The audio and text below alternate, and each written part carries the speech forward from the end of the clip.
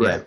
So the reason that this is tied into the CVC deal, Kian, is that what the deal looks like is that, well, what it works, how it works for clubs is that they would get an immediate injection of capital around $200 million from Barca, and that would solve their problem. Right? They would be able to be under the salary cap and probably, register Depay and Aguero.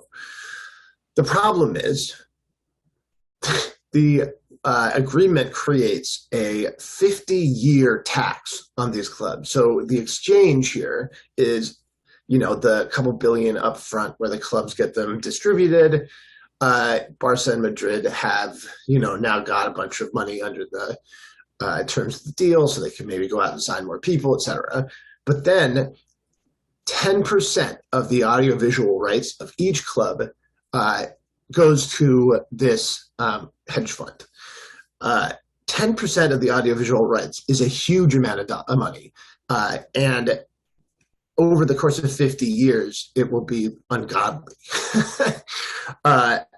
And, so the audiovisual rights, what I mean when I say that is the right to broadcast matches and the money that you get in return for giving the right to broadcast matches to the different people that do that, right? So ESPN in this country, and then, the various other places in Europe, Canal Plus, there, all those different things. They all pay, right? And so that is, a huge chunk of Madrid and Barca's revenue. So basically, it's mortgaging the future to get a little bit more money now. So a simple cost-benefit analysis doesn't make sense, right? Oh, no. It's a terrible deal. I have no idea what they were thinking. Desperation in a shitty place financially. Maybe Tebas pockets some of that. That's an assumption. I don't know, but I mean, yeah, that's what I mean. Like, yeah. I wouldn't be shocked by anything in world football right now. I mean, the corruption that we're talking about. I know everyone knows that this is a thing that I've been on for years. It's just impossible to quantify. So the CVC deal also has a number of legal problems, which we can discuss, but I think it's worth just kind of underlining how bad a deal it is for these clubs. Like I said, audiovisual rights are the main driver of money into these clubs. So giving this hedge funds 10% of that is terrible. And it actually is terrible in another way, in that because it's an upfront capital injection this year and then nothing ever again, it'll impact any team that is promoted. Yes. All of those teams, they will get no money and they'll have to pay a 10% tax on their audiovisual rights. So the more it's explained, and I think you did a really good job of explaining why it's bad, it's the more terrifying of a scenario it becomes. Because I remember just the timeline of this was when it was first announced, we woke up to it. I checked my email. There was an email from La Liga, which they send, just mass send to all the journalists out there.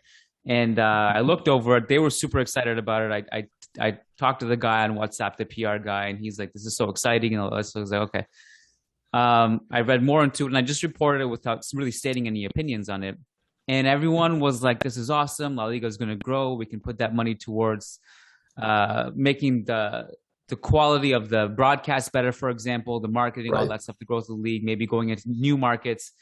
And then there was this report not long after, actually within a couple hours, and my source confirmed this too, that actually Real Madrid don't see this as a good solution. In fact, they had no idea about it until they saw the press release. This was not communicated to them beforehand. They felt it's a short-term fix that benefits certain teams right now, but is not a solution. And that came out. And then the reaction to that, Gabe, was not from everyone, but I saw it enough, was that Real Madrid are greedy. This is not like they only care about themselves and all this. So now that we know more about it, it seems like, okay, that narrative is shifting a little bit, right? So do you think the main reason why, and I don't know if they were on board fully, but it seems like initially maybe Barcelona were for this, and La Liga's leverage in this was that, well, if you're for this, then maybe we can work something out and get Messi to stay here, right? And and that's where Barcelona looked at this and was like, we can't. This is crazy. Yeah. And that's how bad a deal this is, right? Barcelona said no, even though, right, the deal would have allowed them to keep Messi. That's how crazy this is. And I think folks can understand why that would be, right? Like I said, it's mortgaging. They're 50 years into the future, which is, I mean, you don't get deals. I mean, it's just terrible. You don't get things like that. I mean, ultimately, if you look at how much money actually the teams and the league will get, it's negative. They'll be in the red for this soon. Not even like 50 years down the line. They're going to be, the reason hedge funds give money and make deals like this is because they are going to make money on it. It's not a a beneficent thing. They're trying to make money, and this is a deal that makes them a shitload of money. I don't. I think it was really impressive that Madrid came out immediately against this, and I think it was important to change the narrative. I think part of what's going on here is that Tebas is trying to retaliate against some of the clubs for the Super League, and you see that in his reaction to the RFEF statement, where he says, "Oh, I'm so happy that RFEF finally commented on the Super League. Just kidding. This is a comment about this thing, and RFEF, maybe they should have commented on the Super League if I'm going to take them seriously," which I think gives away the game, right?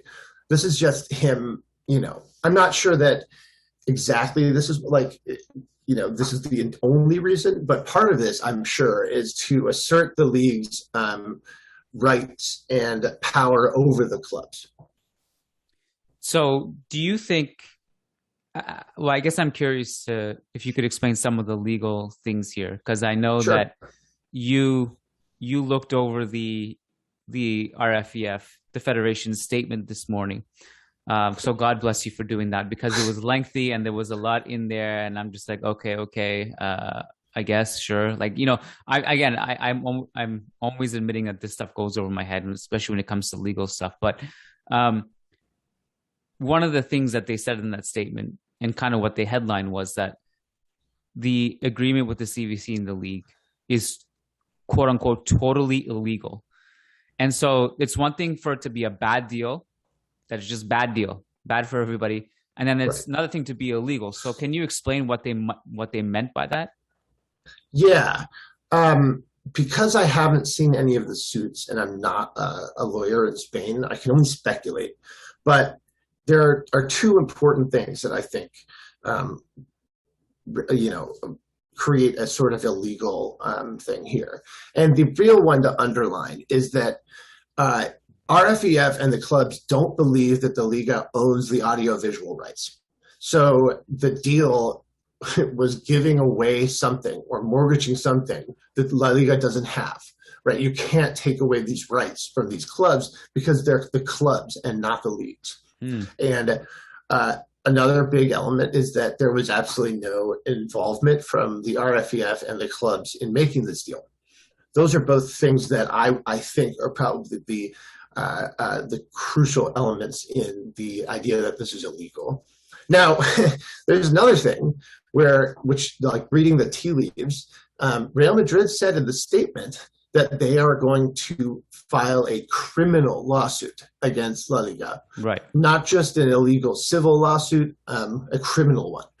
And my belief is that the underlying thing there has to be fraud, because it was negotiated in secret, and because of the way that La Liga kind of explained it to folks, and the reality that was kind of false, and really not above board, creates a possibility that La Liga engaged in what we could call criminal fraud. And that's a really intense that's a really intense thing to file, but it again underscores how much